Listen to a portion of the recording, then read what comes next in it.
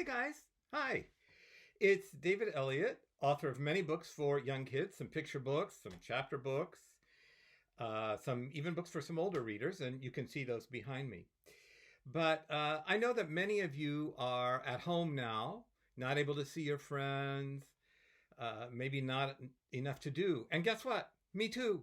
I'm also at home, not able to see my friends. But I thought, well, maybe we should do something together then. And I thought, well, let's read a book. And so the book that I thought I would read is Evangeline Mudd. Well, I'm going to do it this way: Evangeline Mudd and the Golden Haired Apes of the Icky Nasty Jungle. Written by, guess who? Me. And illustrated so beautifully by Andrea Wesson. And maybe you don't know this, but authors and illustrators never meet. I've never met Andrea Wesson, but I think she did such a great job. Anyway, every day I'm going to put up a new chapter of the book. We're going to start today with chapter 1. And, I hope you'll like it. But before I start, lots of times people want to know where, authors get ideas for their books. And so in this case, I'll tell you, it's kind of a great story, really. So my wife worked with a young man whose wife was pregnant. This was some years ago. And they lived in the woods. I live in New Hampshire. And if you don't know where that is, you can look it up. But New Hampshire, there's a lot of woods in New Hampshire. And like many people, including myself, this young man lived in the country. And he and his wife lived in a nice little house near the woods. And his wife was going to have a baby, and she was going to have the baby sometime very soon. So it was snowing. It was a January day. And she said, "Oh, I feel like I want to take a walk." And he said, "Is that a good idea? It's snowing and the baby's going to come sometime soon." And she said, "No, I know what I'm doing. I want to take a walk." So they got all bundled up. They got all their winter clothes on. And off they walked. And they walked onto an old logging road. That's not a road that cars can go on, but it's a road that truckers use when they're logging, when they're managing the forest. So they were in the middle of the woods. And his wife said, "Huh." And he said, "What do you mean, huh?" And she said, "Hmm." And he said, "What do you mean, hmm?" And she said, "I think I'm having the baby." And he said, "What? You can't have the baby now. We're in the woods. It's winter. It's snowing." But when babies want to come, they come. And guess what? She had the baby in the woods in January when it was snowing. This is a true story. So after the baby, luckily, that was her third child. And so she knew a little bit what she was doing, and her husband knew a little bit what he was doing, but of course not as much as her, or not as much as she, I should say. And so he ran, after the baby was born, he gave her his coat and they got all wrapped up, and he ran back to the house, and an ambulance came, and everybody was fine. So that really got me wondering, I wonder what a child is like who is born outside. And that is how I got the idea for Evangeline Mudd.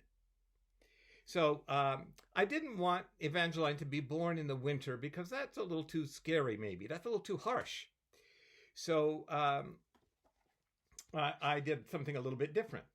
But let's see how it goes. Oh, here's the title page. Again, the art is by Andrea Wesson. Nice, right? I like her t-shirt.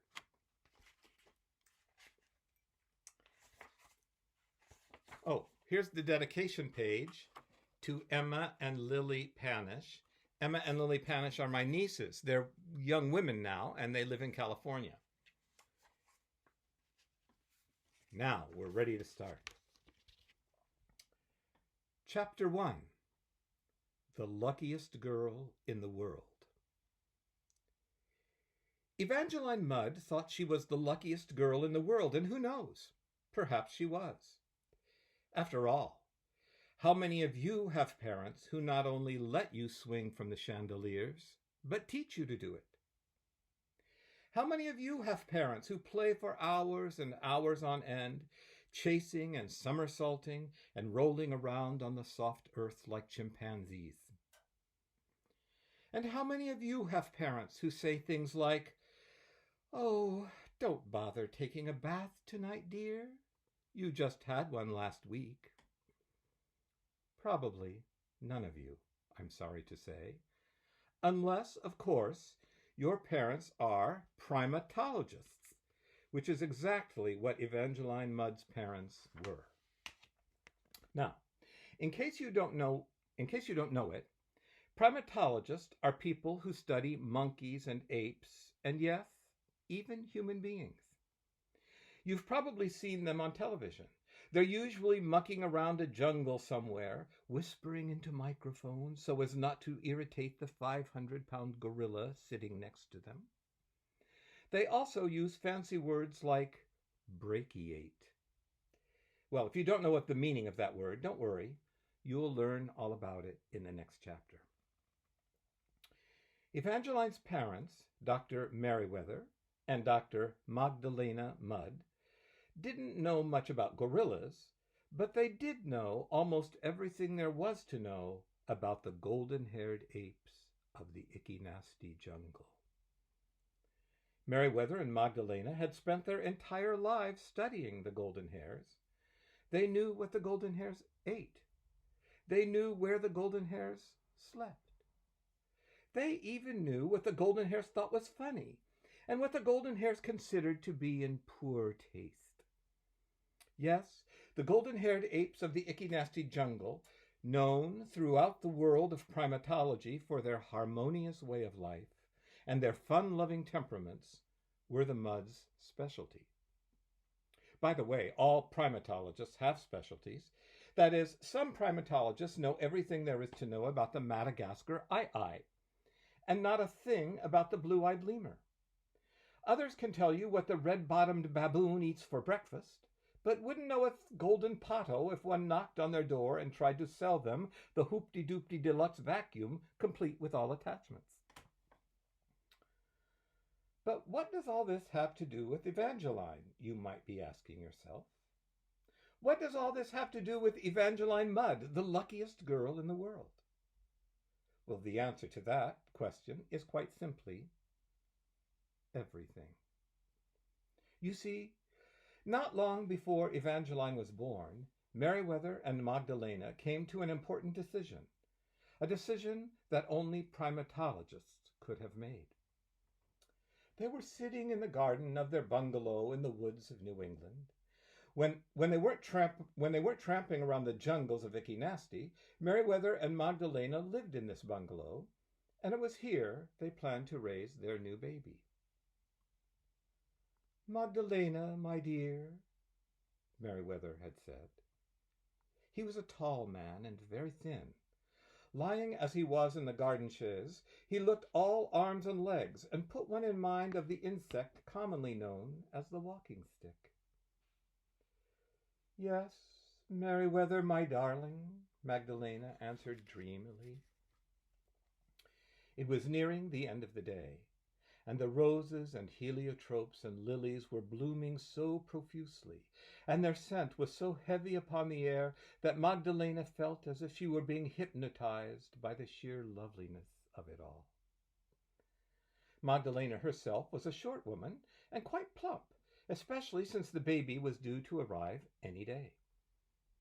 With her curly red hair and her freckly round face, she might have been a ladybug plopped down lazily in the grass. "I've been thinking," Merriweather continued, "I've been thinking that the golden hair way of life, peaceful as it is far superior to the way that most of humankind spends its days." "Oh, I agree, my darling," whispered Magdalena sleepily. "I agree completely." As she finished the sentence, a giant swallowtail alighted upon her knee and slowly flapped its black and yellow wings. "Look," Magdalena whispered. It's Papilio crescentis. Generally, primatologists know the Latin names of things. If you and I were to see a wiener dog, for example, we would call it that. But a primatologist is much more likely to say something like, "Oh, what a charming Canis vulgaris hot dogum you are walking, madam." Well, that's just how they are. Careful not to disturb the butterfly, Meriwether took a long drink of lemonade and passed the glass over to his wife. He was still thinking about the golden-haired apes and the agreeable way in which they lived. "Most people spend far too much zigging," he continued. "And zagging," Magdalena added, taking a sip of the lemonade. "Coming and going, toing and froing. Therefore," Meriwether continued, "I think we should raise our baby exactly the way the golden-haired mothers and fathers raised their babies." For a moment, all was quiet. Not a sound could be heard except for the buzzing of the bees that were at work in the lavender and the hollyhocks.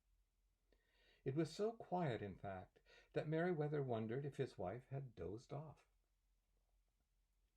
"So what do you think, my dear?" Meriwether asked at last. "What do I think?" answered Magdalena, who hadn't been asleep at all, but instead had been watching the clouds sail by in great drifts of white and pink. "Why, I agree, of course. I agree completely. In fact, my darling, I had been thinking the same thing." Throughout this conversation, the swallowtail had remained on Magdalena's knee, but now, with one lazy flap of its papery wings, it took to the air. Presently, Magdalena began again. "Meriwether, my darling," she said. "Yes, Magdalena, my dear," he answered. "I was wondering, in all our hours of observing the golden-haired apes of the icky nasty jungle, did you ever happen to see one playing the piano?" Meriwether stopped to think for a moment. This was not a question he had been expecting. "No," he finally answered, I don't believe that I did." "Why do you ask?" Magdalena sighed. The trumpet lily near her slowly wagged its heavy, fragrant head. "I did so want our child to learn the piano," she replied. Meriwether stood up and stretched his arms over his head. They were such long arms that it seemed with very little effort he could have stretched out his fingers and taken great handfuls of the sky. "Oh, we'll have to make exceptions here and there," he said, "and piano playing should be one of them." "Meriwether," Magdalena said once more. "What is it this time, my dear?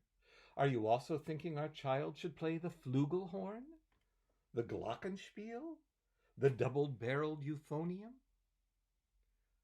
"No," Magdalena replied calmly.